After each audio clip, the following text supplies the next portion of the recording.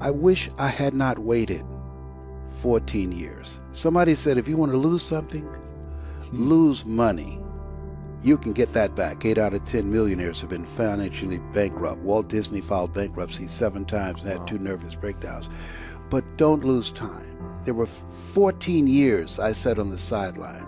14 years I said, I don't have an investor in me like Tony Robbins. 14 years that said, I don't have an MBA or a PhD, and I can't compete with these guys. I have the complexion of rejection. 14 years I silenced myself. Wow. And so I regret that, because there are some people that maybe if they'd heard my voice, they would not have turned to drugs. If they'd heard my voice, their lives would have taken a different direction. And I can't get those 14 years back. That haunts me, and I think that drives me when I speak with such energy. I'm trying to make up for that time, but I can't.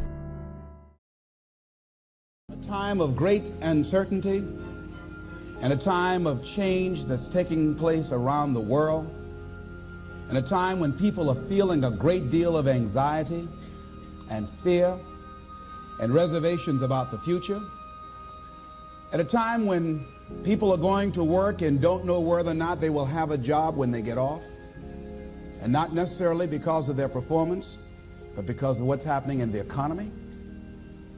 At a time when there are challenges, more so than ever before, in personal relationships. We look at what's happening on the crime level and what's happening with our youth. That many times I'm sure that we've all taken time just to stop and reflect. Many times when we hear what's happening in the news or read the newspapers, where's all of this leading to? What's going on here? And so I think that now more than ever, we must begin to look at what are the things that we can do that would put us on some firm footing in life, that will enable us to do some things and use some powers that we have, that many of us go through life never ever discovering that we have those things going for us. And part of that, I believe, is knowing what it is your life worth. What is it that gives your life a sense of meaning and purpose? Because once you find that, it puts you in your power place. See, if you know what your life work is, I encourage you to start working on it. If you can't do it all at one time, do just a little bit of it. And if you don't know what it is that you showed up to do, if you don't know why you're here, I encourage you to find out what your purpose is here. What is the meaning of your life? What will be different? Have you ever asked yourself that question? I've done that. I remember coming from a friend of mine's funeral, and I was reflecting on how much time I had left. And I went for a walk in a park thinking about this guy whose life was so promising. And I mean, he wasn't an old guy. He was quite young, in fact. And I thought about all of the things that he said he was going to do, and he never got a chance to do those things. And I started thinking about my own life and how much time I had left to do the things that I would like to do. And at that time, I wasn't sure what my life purpose was, what my life's work was. I wasn't sure about it at that time. And I thought about it quite a lot. I had some idea, but I wasn't convinced. That I don't think I felt worthy. I didn't believe that it could be me to do this kind of work that I'm doing right now. And I say to you that if you begin to take a conscious effort to find out what it is that you're supposed to do, I say that it can literally save your life. I said that it can literally save your life. I was telling a group of people of a study that was conducted. Dr. Larry Darcy, who wrote a book called Recovering the Soul, he said human beings are the only living species that has achieved the dubious distinction of dying or having a stroke or a heart attack on a certain day. If you ask most people, what would you say the primary cause of why people will have a heart attack or stroke? Many people will say, well, because they smoke cigarettes, or because of high cholesterol, or because of stress, or because of obesity, and all of those things are contributing factors. But ladies and gentlemen, more heart attacks take place in this country on Monday morning between 8 and 9 a.m. That's when the majority of people who have their first heart attacks have them. 85% of the American public, according to recent studies, are going to jobs that they hate, working on jobs that do not challenge them.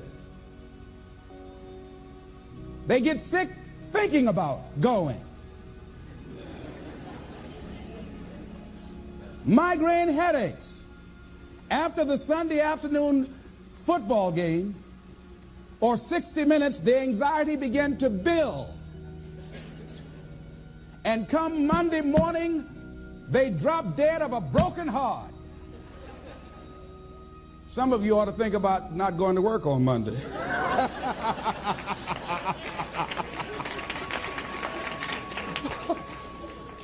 Think about that.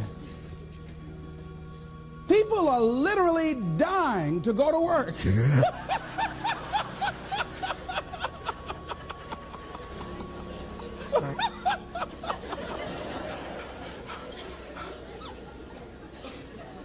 Because, see, when you go to a job and you already know how far you can go, you can already see that proverbial glass ceiling. It's like going to a movie when you've gone in the middle of the movie, and you've seen the end, and you sit there for it to start all over again, but something is missing. You know what the outcome is going to be. You can't get excited about going through that movie all over again. Am I correct? See, when you're going someplace and you already know how much you're going to make, you already know how far you can go, you're in a dead-end position. It erodes your self-esteem. It lowers your sense of yourself. It creates an inner turmoil. It creates an emptiness in you. So I say that your life is worth finding what it is that you're supposed to do. And I'm not saying quit your job. I'm saying find it and do just a little bit of it. When I wanted to become involved in speaking, I started just learning quotes, listening to other people's tapes, going to seminars, going to workshops, asking other people to help me. Just start working at it just a little bit, but do find out what your work is and hold on to it, and don't let your dream go. Don't let it go. See, and here's something else I want you to begin to look at. Why is it that most people don't pursue their dreams or don't do better than what they're doing if they're capable of doing it? I think that many of us don't go the next step because we don't know what to do yet. And I say that the reason that we don't even explore the possibility of what to do is because subconsciously we don't believe that it can happen for us, and we don't believe that we deserve it. So here's what I'm suggesting. How much time do you spend working on you? How much time do you spend every day working on your dream?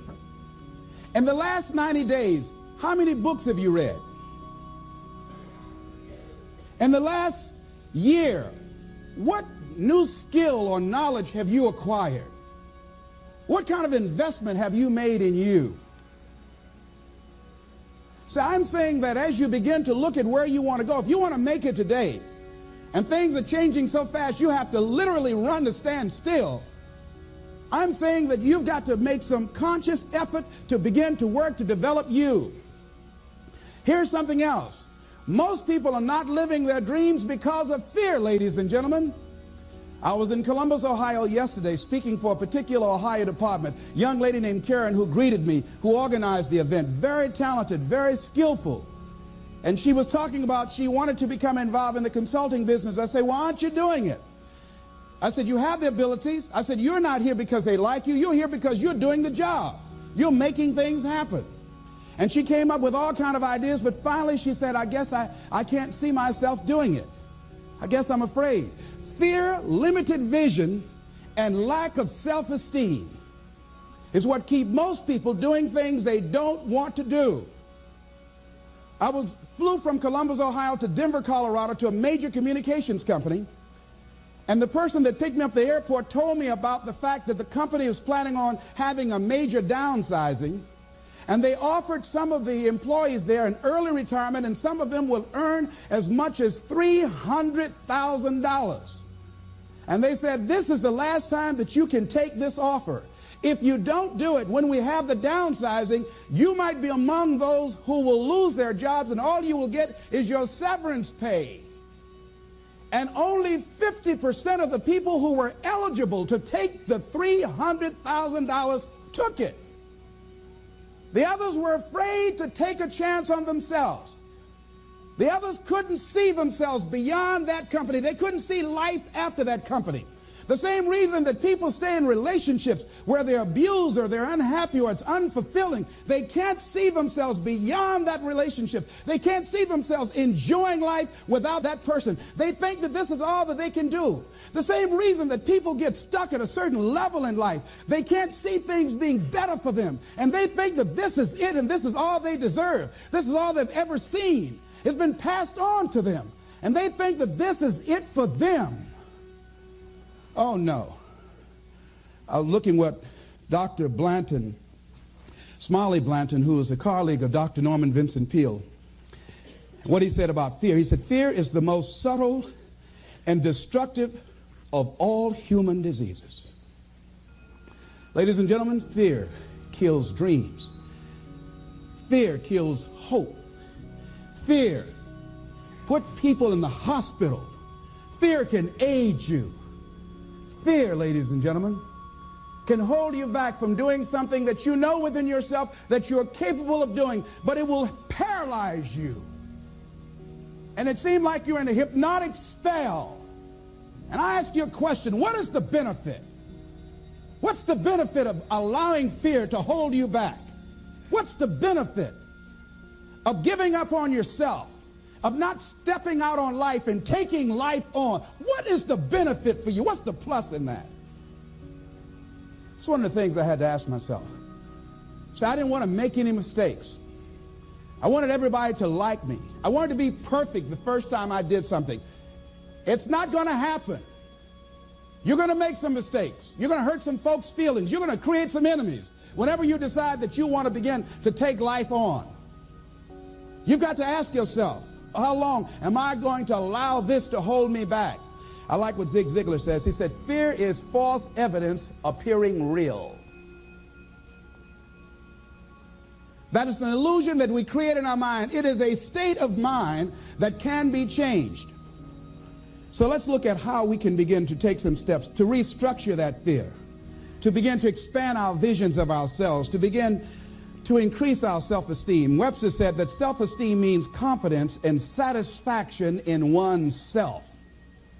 Look at your life right now. Whatever you've done up to this point in time, your life is working. Whatever you have produced, it came out of you as a result of the kind of person that you have become. It's a result of your choices. It's a result of your consciousness. Now you have to ask yourself, are you satisfied with what you have produced? Is this what you want? Would you like for things to be better than this? Do you believe that you deserve better than this? Or are you content? This is it. You don't have to do anything else. That you've already resigned yourself in life and say, well, I'm happy. I'm not starving like the people in Calcutta. Are you allowing yourself to get off the hook like that? Or do you believe somewhere in the back of your mind or in your heart that there's some other great work for you to do? There's something else that life has for you. And that's why you're here. How do we handle this fear factor?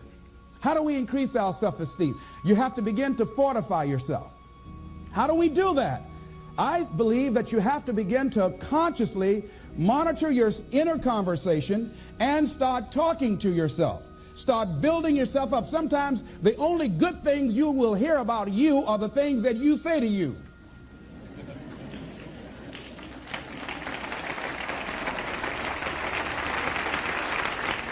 Young lady that was in the audience this afternoon said to me, I told myself yesterday for the first time, I'm proud of me.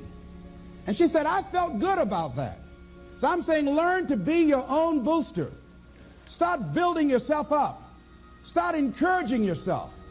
Start saying, I can do this. I can make this happen. When I started thinking about becoming a speaker, I said, yes, I can do this. I can make this happen. When I start trying to convince myself I can be a businessman after flopping and failing and losing thousands of dollars and feeling stupid and dumb and having people take advantage of me because of what I didn't know, I had to talk to myself because people were saying to me that I was dumb. And somewhere in the back of my mind, I was saying, you're right. Look at what I've done. I had to say, no, Les. Hey, come on, man. Get yourself together. You can handle this. You just haven't figured it out yet. It's all right. This is your training period. This is the tuition you have to pay for what you don't know. You can do this. Other people have done it. It doesn't take an Einstein. Get you some people that can teach you some stuff that you don't know. Get you some people that have done it successfully and learn from them. Take some seminars, workshops, read some books on how to manage a business. Change the way you see yourself and begin to tend to the personal details. Understand that nobody's going to take care of your business better than you. And when I start changing that kind of mindset of beating myself up because of my mistakes and start looking at the possibility of my doing better, of my making the adjustment that would enable me to do what I want to do successfully, things begin to change. And I'm saying, stop beating up on yourself. You do it. I know you do it. I've done it. It's a natural inclination for us to put ourselves down. See, we are born negative, I think, in a negative consciousness because we live in a negative world. See, you don't have to teach children to lie. They'll lie automatically. Did you wet in your pants? No, I did not. Well, what is that? I don't know. You don't have to encourage kids to misbehave. They will do it by themselves. You don't have to encourage them to do the wrong thing. They will do it automatically. You have to correct their behavior. So I'm saying that we have to work through the challenges of life in learning how to begin to work to fortify ourselves. Repeat after me, please. I can live my dream. I can find my purpose in life. And live my purpose. I deserve more from myself. I deserve more from life. Shake somebody's hand on your right and left and say, you deserve more from life too.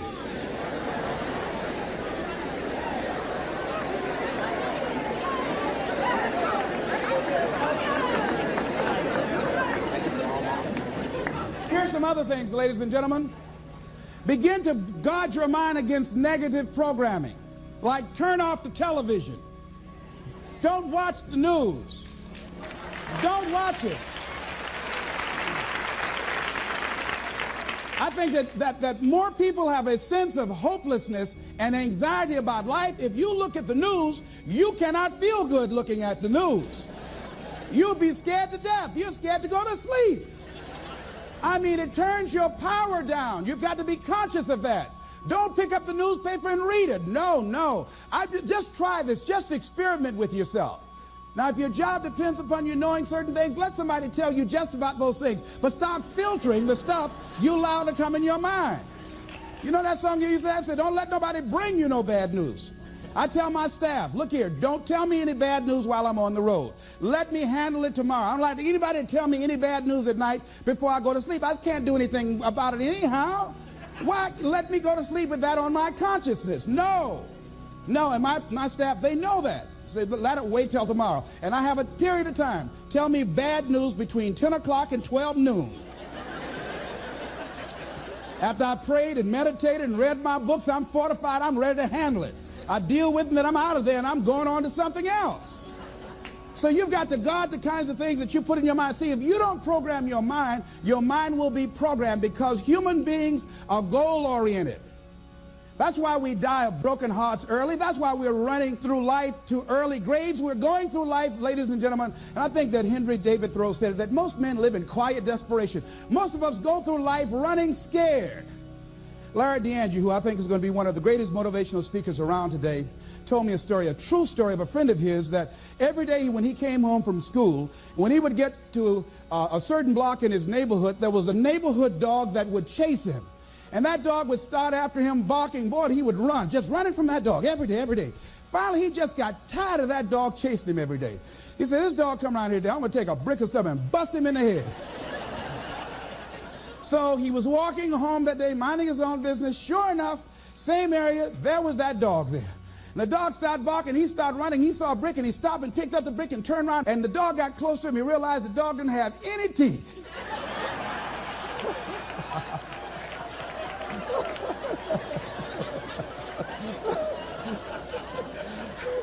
He said he put the brick down and said, "Get on out my way." And ladies and gentlemen, all our lives, many of us go through life running from things that ain't got no teeth to do us any harm.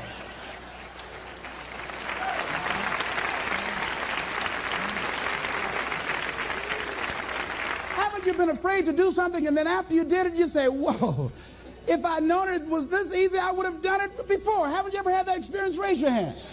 Absolutely. So we created this in our minds, false evidence appearing real. We made it real in our minds. That's why Churchill said there's nothing to fear but fear itself. That's the destructive monster. So turn off things that can contribute to your fear. Turn a deaf ear to people that all they can do is talk about how negative things are because they have bought into the consciousness of the world. Start attending workshops, seminars, listening to tapes on a daily basis to begin to recondition your mind, to retrain your thinking. Faith comes by what? Hearing and hearing and hearing. Listen to things that can empower you, that can enable you to create a new reality for yourself, in a new life for yourself. You might appear to be strange around most people. You know, most people think you're strange if you're happy today. People say, "How you doing?" I said, "Better than good." "Whoa, what's wrong with him?" Just go around smiling and watch people. Look at this. Is this a weird guy over here? Because most people don't smile. Watch them. Look at their faces in the morning. Here we go, another Monday morning. "How you doing?" "Haven't had my coffee yet. Don't ask me." See, these people have not found their purpose in life. That's why they're grumpy. That's why they're miserable. That's why they're so negative. They're hurting and they want to hurt other people. So start practicing using programs for your mind. Seminars, books, workshops. Keep a journal. Record your thoughts, what's happening with you. Every day when you get up, have a journal near you. I use a Jack Boland journal so that I can write down my ideas. I keep it by my bed so I can write down my thoughts. See, ladies and gentlemen, we get 3 to 4 thoughts a year that if we would act on those thoughts, they could change our life. Don't say, "Well, I'll remember that." No, write that thought down. I got a thought today I wrote down.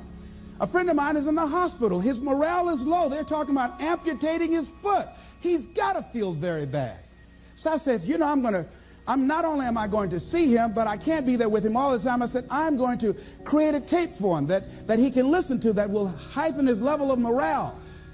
We told him the other night, "Don't go to surgery. You are depressed. Your energy level is down." No, tell him not now. Don't do it now. In fact, most doctors who have any sense of awareness don't perform surgery on patients that are in a state of fear, that don't think they will make it. They wait till they're in a different state of mind. So I said, "What about making tapes for people that are facing physical challenges?"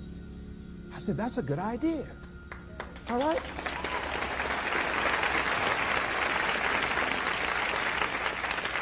See, there are ideas that can come to you out of things that appear to be negative. I have a friend out of Chicago, just met him. He was 23 years old. And this guy, he went financially bankrupt 2 years ago, ruined his credit. Guess what he decided to do?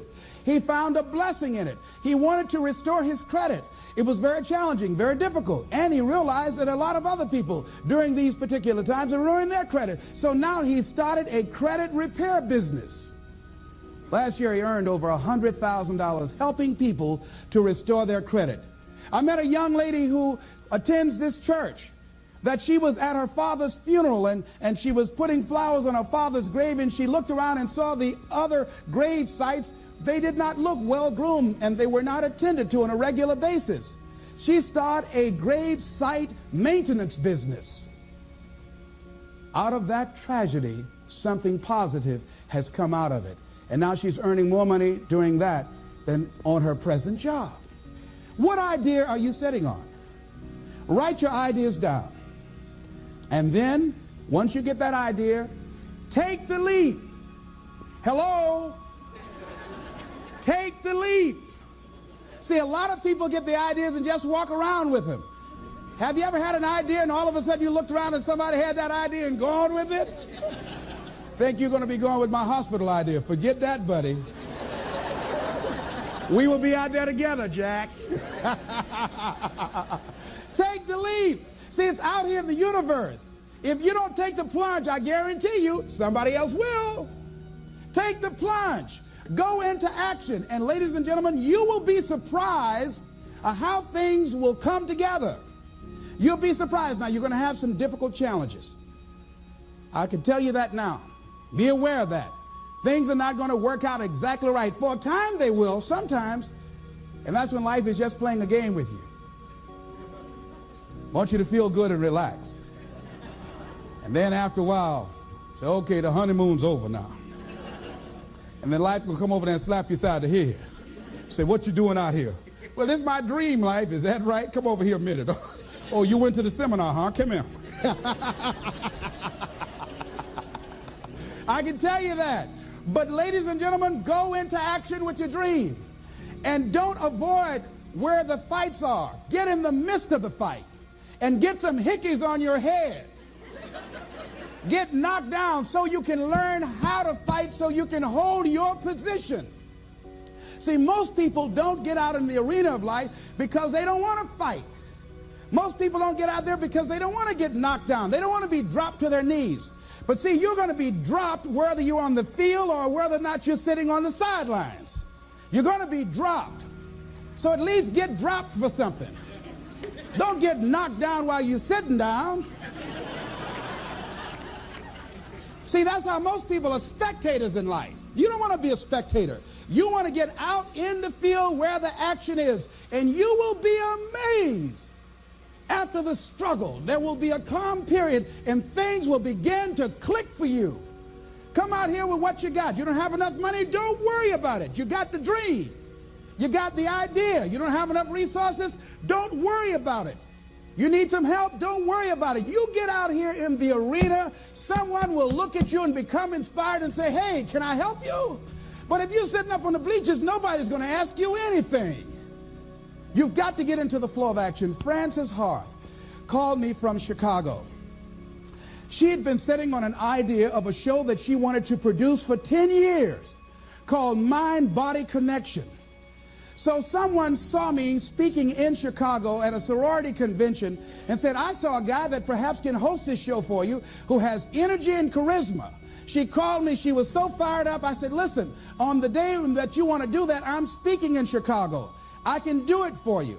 And I said, by the way, I met somebody 2 weeks ago in Baltimore who has an idea of the same type of show, and she's doing it on radio. Why don't you call her? And then she called me back. Who else would you suggest? I said, well, I know Deepak Chopra. He wrote the book called Quantum Healing, and Bernie Siegel. Could you get his number? I tell you what, I have a friend named Jack Boland at the Church of the Day. He knows how to get in touch with him. Call him, and he will give you the number so you can get in touch with Bernie Siegel. That lady started calling all around. Did not have the resources, but she had this idea and dream. And she said the other night when she came before the audience that had gathered in the studio, she said, I feel like I've been pregnant for 10 years. And tonight you're going to witness a beautiful delivery. And it was. She said, I couldn't believe, Les, how things began to happen, how it all began to come together. And how many of you ever started on some dream and you didn't have all your stuff together, but you just went out there with nothing but faith, and things began to happen for you? Raise your hand if you know what I'm talking about. Ladies and gentlemen, those hands up there, it's proof. The proof is in the pudding. These people have demonstrated it. And if they can do it, you can do it.